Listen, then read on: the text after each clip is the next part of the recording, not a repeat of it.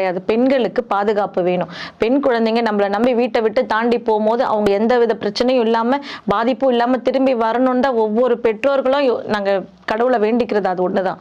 இதுக்கு முன்னாடி எல்லாம் பாத்தீங்கன்னா இந்த மாதிரி எல்லாம் எல்லா இடத்துலயும் சின்ன சின்ன இந்த மாதிரி விஷயங்கள் நடக்கிறதே கிடையாது. இவ்வளவு பயம் பிரச்சனைகள் எந்த தாயோட மனசுல இருந்தது இல்லை. ஆனா இப்ப பக்கத்து வீட்டுல தன்னுடைய குழந்தைய விட்டு போறதா இருந்தா கூட தன்னோட தாய் வந்து வயிற்றுல நெருப்பு கட்டிக்க வேண்டியதான் இருக்கு. அது கை குழந்தையால இருக்கும் பட்சத்துல கூட பயப்பட வேண்டியது. கை குழந்தையா இருக்கிற பட்சத்துல கூட இருக்காது. பெண் குழந்தையா இருந்தா அது கண்டிப்பா நம்மளால நிம்மதியா விட்டுட்டு போகவே முடியல.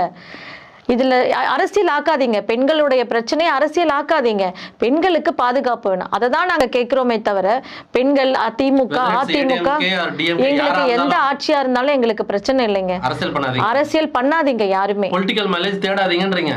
ஆமா, எங்களை வச்சு நீங்க ஆதாயம் தேடாதீங்க. பெண்களை வச்சு நீங்க ஆதாயம் தேடாதீங்க. பெண்களுக்கு என்ன பாதுகாப்பு கொடுக்க முடியுமோ அதை பாருங்க. எங்களுக்கு ஒரு